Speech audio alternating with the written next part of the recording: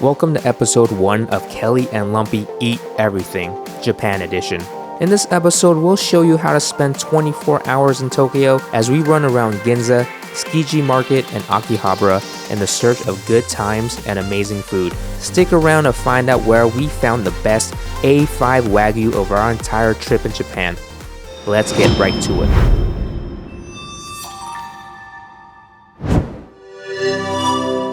It was an 11-hour flight from Los Angeles, and right from the start, we're met with a fun and whimsical Nintendo mural at Narita Airport, depicting a bunch of Mario characters. If this is how Japan is going to set the tone for this trip, I'm all for it. This was my 4th trip to Japan and Kelly's first, so I wanted to show her everything that the land of the rising sun had to offer. We had 3 main things that we wanted to accomplish here, and that was 1, to visit my brother and his family in Nagoya, 2, eat all of the delicious things, and 3, thrift shopping for some cool fashion. Here, I'm picking up our Narita Express tickets from Narita Airport to Tokyo Station so that we can walk to our hotel. I booked these tickets ahead of time using the Klook app, and I suggest using the Klook app or website for all of your Shinkansen bookings. You can even get tickets for other events. I'm not sponsored by Klook, I'm just giving them a shout out because they really made a lot of things easy for our trip. The first thing you have to know about Japan is how amazing its public transportation is.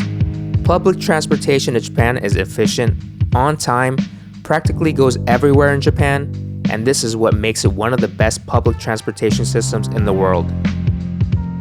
Different modes of transportation are well connected to each other, allowing for smooth transfers between trains, subways, and buses. I felt that transportation here was designed to be accessible to people of all ages and abilities. I saw young and old people using public transit and thought about how much easier it was to get around without having or maintaining a car. Here we are at Tokyo Station. It's estimated that Tokyo Station handles several hundred thousands of passengers on an average weekday, and from this clip, you can probably believe that. We're staying in Ginza, and our first impression is that this area is really clean. We walk about 10 minutes to reach our hotel at Hotel Abes Ginza Kyobashi.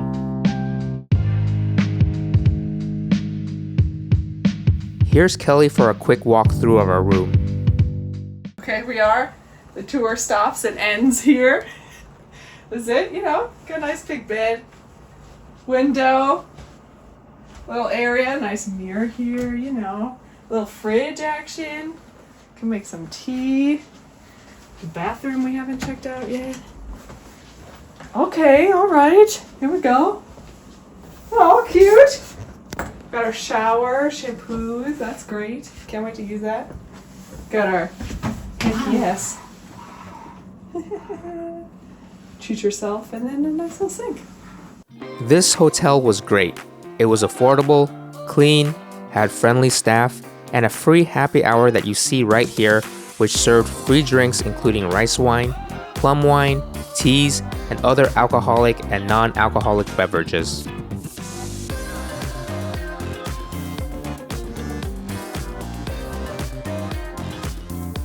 It was time to hit the streets. Ginza is one of Tokyo's most upscale and fashionable districts, known for its luxury shopping, high-end boutiques, and designer brands. It's Din Tai Fung. Dude, it really is. The streets are broad and lined with trees and narrow, tall buildings. There are also a lot of dining options in Ginza, and after walking a bit, we're ready for our first meal. Ippudo is a renowned ramen restaurant chain that originated in Fukuoka, Japan, known for its delicious tonkatsu ramen. Here, like many other restaurants in Japan, you order through a tablet device, bypassing the need to communicate with staff. Kelly orders the Kawami Akamaru, and I get the Chashu Shiromaru. Look how fatty that broth is. Tonkatsu is usually made with a pork bone broth, which makes it rich and flavorful. You can also order a variety of toppings here, so you can make your ramen bowl just exactly how you like. This Ginza branch of Ippudo had sleek interior design and attentive service. Yeah, we should move here.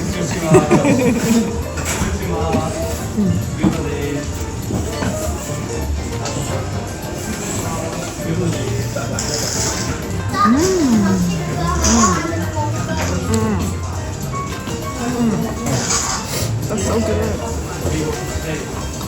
Here's my bowl of chashu shiromaru. It was less intense than Kelly's bowl. That's really good. It's like, oh, it's almost like more brothy. I don't even know what that is.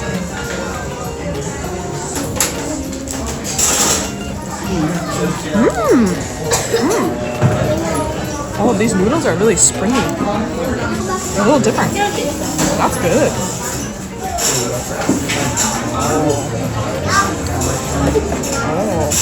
After dinner, we continue strolling through Ginza. Gotta work off all that pork tonkatsu somehow. This is the iconic Nissan crossing in Ginza. This area is really futuristic looking with its bright lights and sharp architectural lines. It has big city vibes, but also feels really safe and upscale. We head to Delirium Cafe for a nightcap. Originating from Belgium, Delirium Cafe is renowned worldwide for its extensive selection of craft beers, carrying an impressive array of options from both local Japanese breweries and international favorites. But we were so tired from traveling, we forgot to order their beers. Whoops. Alright, cheers.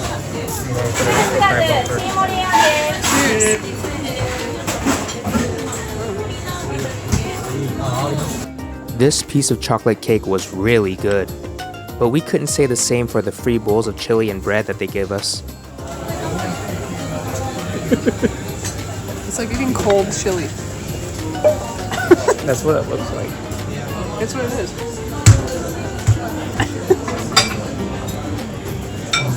This though. The ambiance was really nice here, and believe it or not, we were the only foreigners there. Maybe we'll try their beers next time.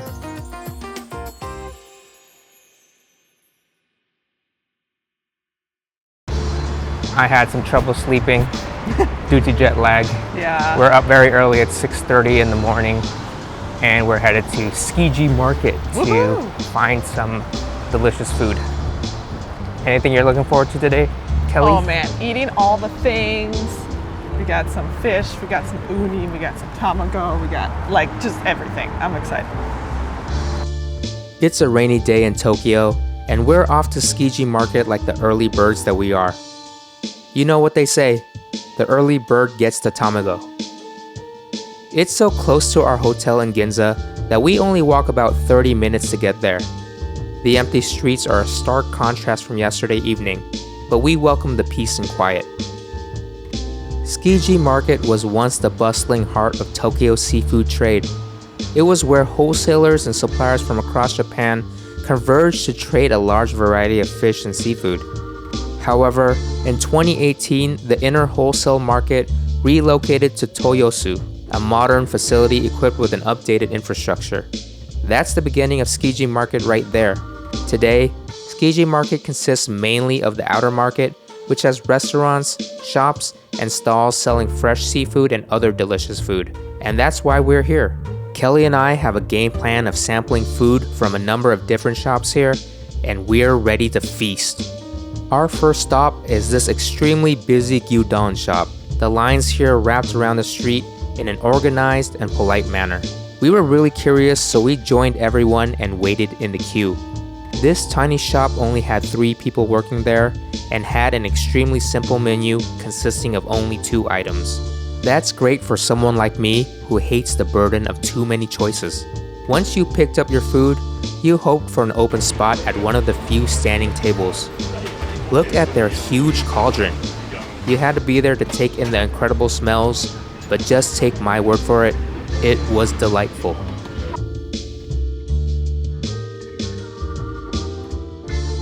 Look at this egg. Oh my god.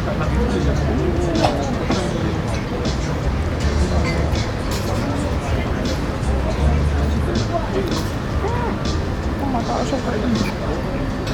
So good. It's like sweet and oniony. And So tender. So jammy. The jammiest of jam. If you're in Tsukiji, you gotta stop here. It's definitely worth it. Another shop with long lines was Marutake. This shop seemed to specialize only in tamago, which is a classic Japanese dish consisting of a type of sweet layered omelet. It's made by mixing eggs with sugar, soy sauce, and sometimes mirin, a sweet rice wine. I'm eating tamagoyaki. Ooh, look at the layers. Oh, get in there. Yeah. Ooh, okay.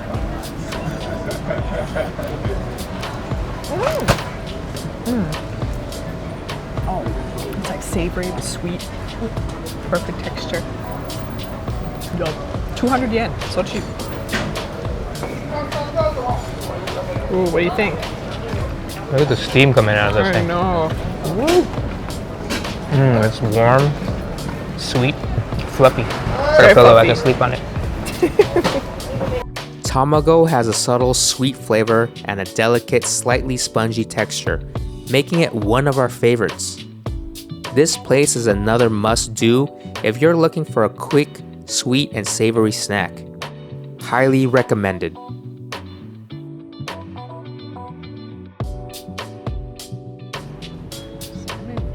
As we explore the deeper parts of Tsukiji Market, we really discover its charm. A lot of small owner-run shops, a lot of niche and interesting foods.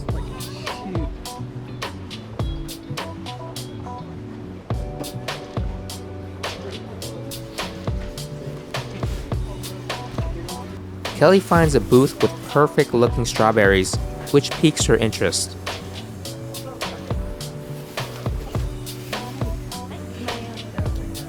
I don't know why they're fancy, but they're fancy strawberries.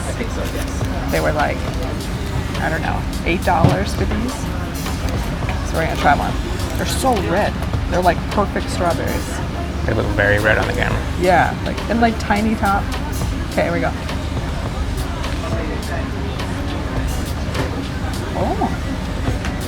Oh, good. Anything different between that and like an American strawberry? Not really. The texture's really good. And the seeds are tiny. Gotta rebrand for you, strawberries.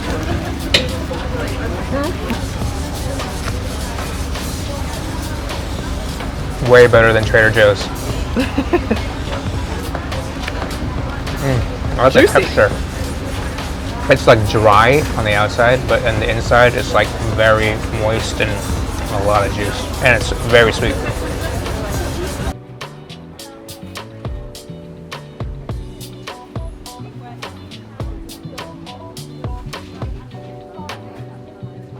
As the day progresses, the crowds start to form. A little rain isn't going to stop the people from getting good food.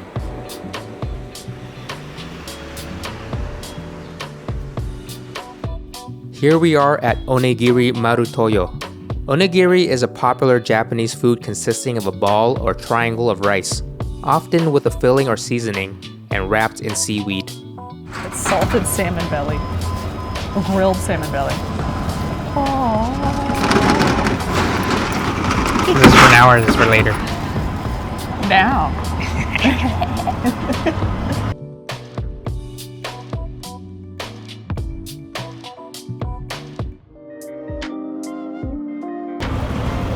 Ooh, the salmon. Oh, that's really good. It's like salty and you get the grill from the salmon. Oh my. That's really good. Wow. It's just like, oh, it's everything you want from a salmon. It smells really good. Yeah. What do you think? The rice is so moist. I know. The seaweed's yummy. Yeah, it's like not too salty. The rice kind of cuts the saltiness a little more. Yeah, true. That salmon is like fatty. With salmon belly.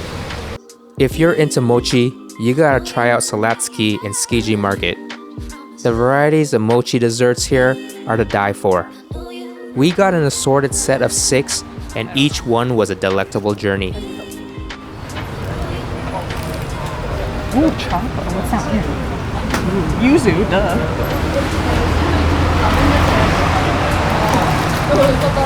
Sesame.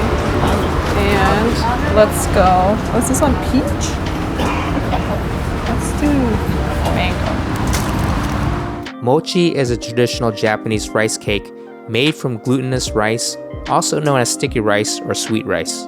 The rice is cooked and then pounded into a sticky, elastic dough-like consistency. This dough is then molded into various shapes, often round or rectangular, and can be eaten plain or filled with sweets or savory fillings. The rain was starting to come down, so we took refuge at Hoshino Coffee to regroup and plan out what we were going to do next.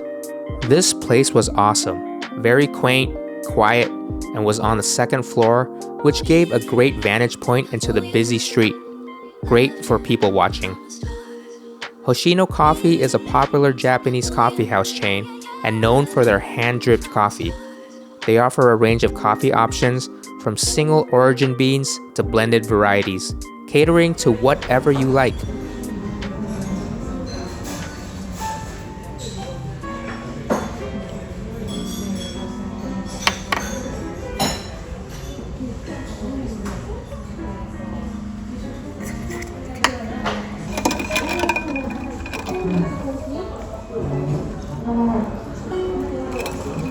That's good. Ooh, this is good too.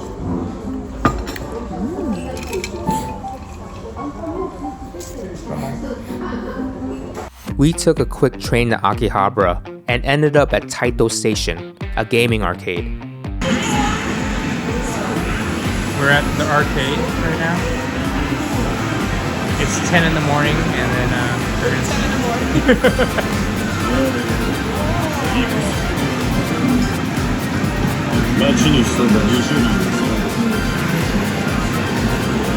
This is Kelly trying her hand as a Japanese train conductor.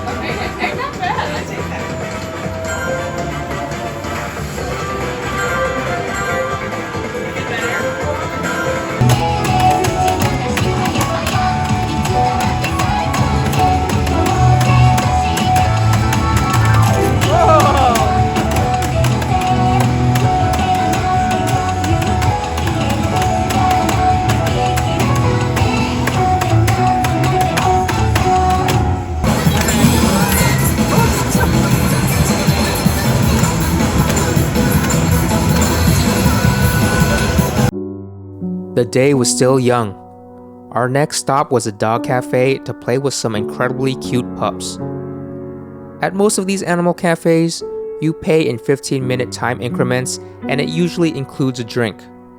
A worker will go over the rules with you, such as not picking up the animals and giving the animals space if they need it.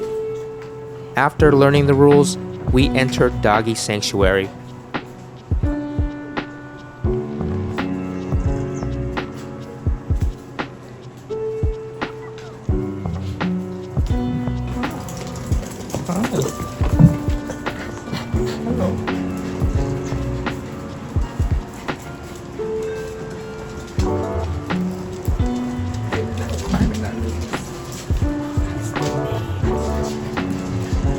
Every dog here has its name displayed on the wall, and they seem like they generally get along well with each other. We observed that this place in particular took good care of their dogs, and the dogs seemed happy. We didn't do this, but you can also buy treats to feed the dogs with.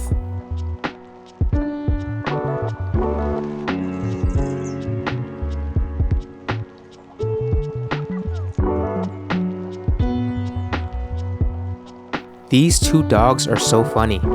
This clip always makes me laugh.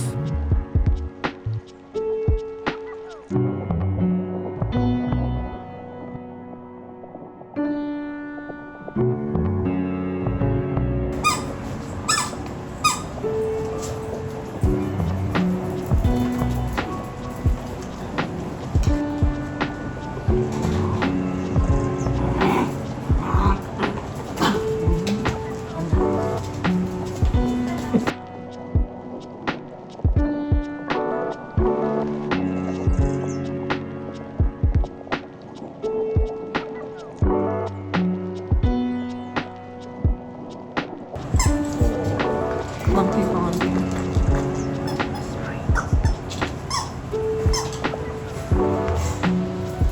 Oh. What a cutie.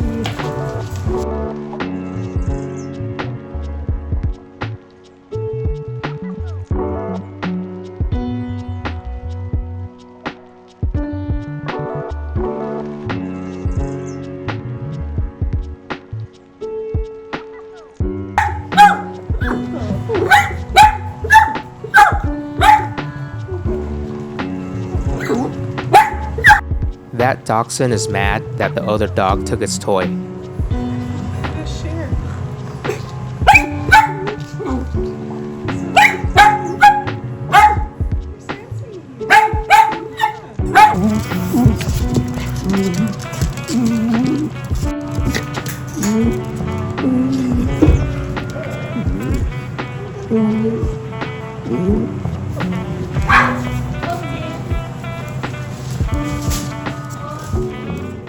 Akihabara is often referred to as the electric town of Tokyo, and the district is lined with a ton of video game stores, each offering a diverse array of games, consoles, merchandise, and gaming paraphernalia. I've been reading lately that foreigners have been traveling to Japan, buying out the stock of retro games, and selling them online at inflated prices, ruining the whole retro scene. This is why we can never have nice things.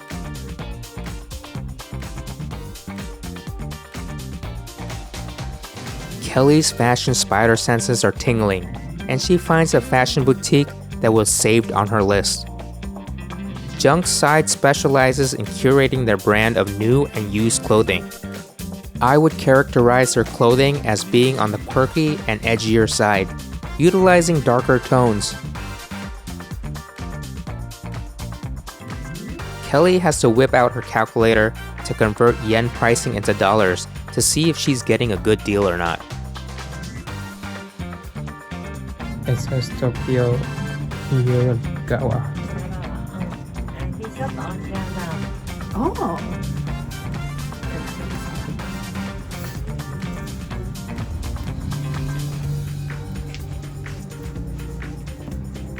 What's it? What do you think? Cool. I like the winner, actually. Ooh. Akihabara is also a paradise for anime and manga enthusiasts, and figurine shops are a significant part of its character. These shops offer a huge selection of collectible figurines, ranging from popular anime and manga characters to iconic video game heroes and heroines.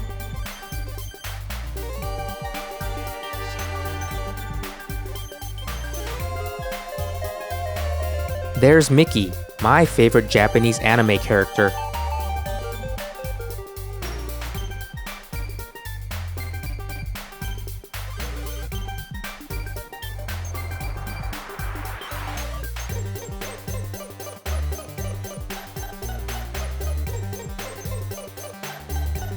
In Japan, they have vending machines for everything.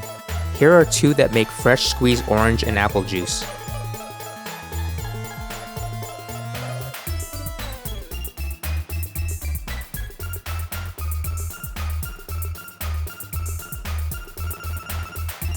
Kelly and I are both gaming nerds, and we're both into Final Fantasy XIV Online.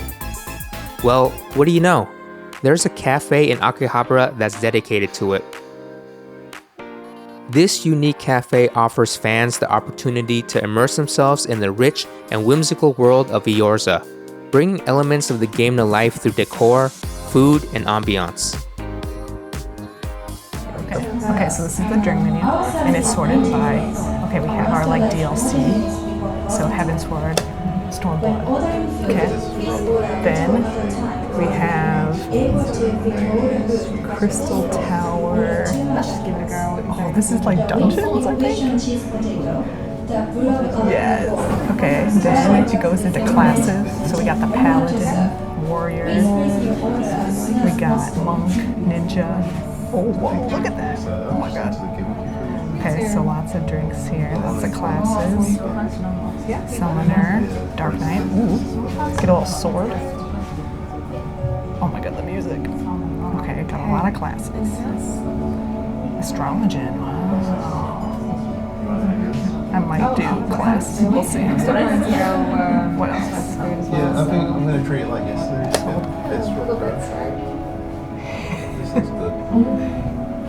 Ooh, Death Until Dawn. An unsent order. The menu at the Eorza Cafe features a variety of themed dishes and drinks inspired by the game's universe. You can indulge in culinary creations named in-after in-game locations, characters, and iconic items, such as the Moogle's Palm Fruit Parfait or the Eorzan Plate of Light and Darkness.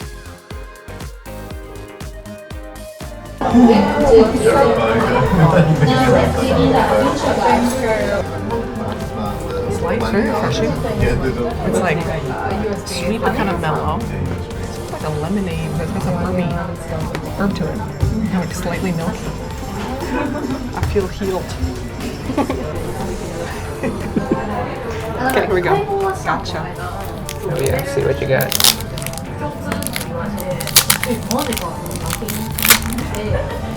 Oh, what is it? I can't read it. It's too crazy.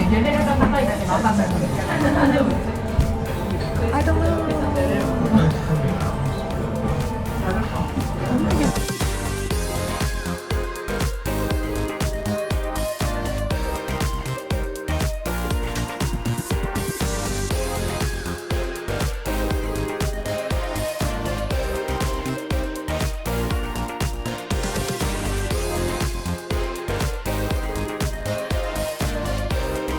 Cheers. What do you think? All right, it's fizzy, and there's a lot of grape flavor in it. Cool. Okay, it's time to get serious. We're talking A5 Wagyu meat serious. We're in this yakiniku place right now. It's a standing. There's no seats in here. The chef picks the meat for you. That's all A5 Wagyu. We got a standard course set, A5 Wagyu, 10 pieces. 10 pieces. I got some shochu with green tea and what beer did you get? I got, I don't know, they're draft beer. I'll gotta wear the bib.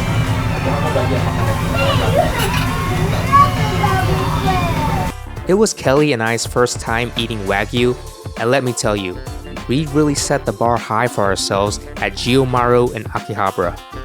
This place served A5 Wagyu, and the A5 designation refers to the highest possible quality grade assigned by the Japan Meat Grading Association, which evaluates beef based on marbling, color, brightness, firmness, and texture. Stick to what we wanted to do.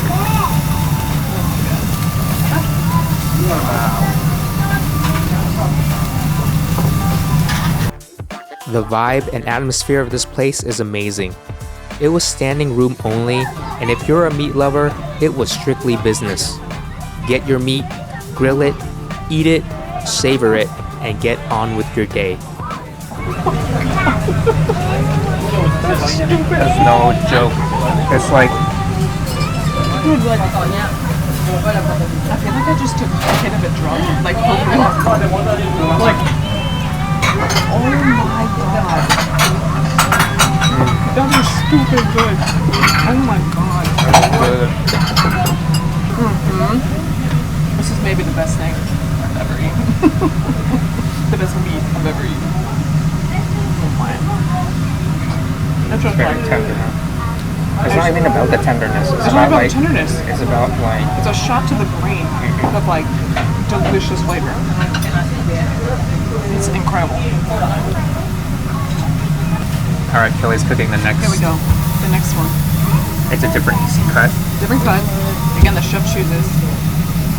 We don't know where it is. It doesn't matter. It really doesn't matter. We're very excited because that first piece was amazing. Just divine.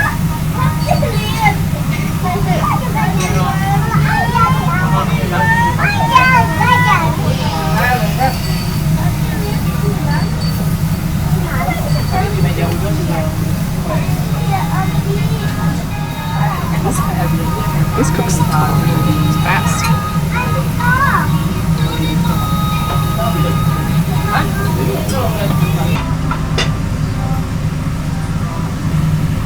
There we go. Thicker boy.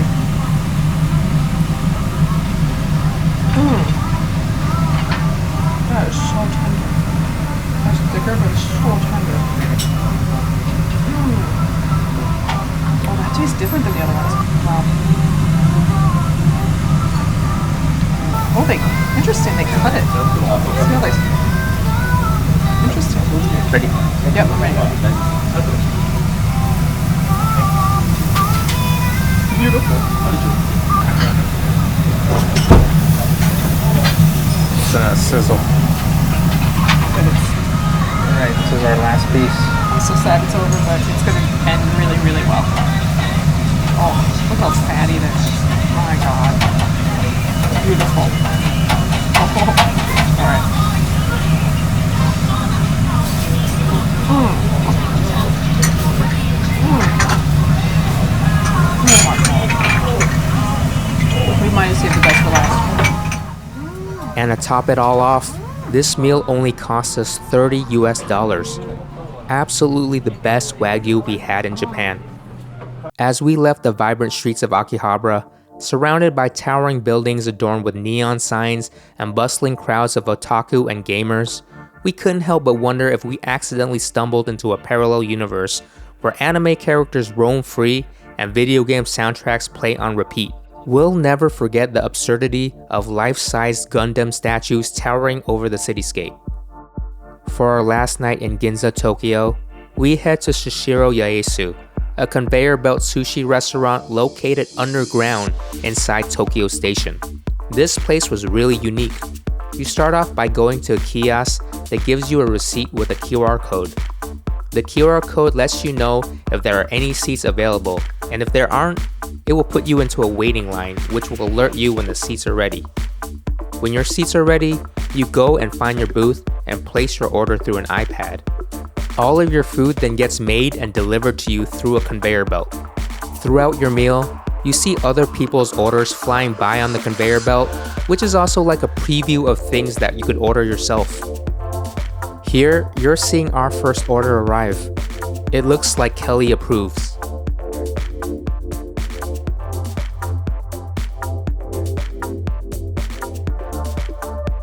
You can only order about 4 to 6 pieces of sushi at a time. So after we're done with that round, Kelly orders more. I thought that this place was fascinating.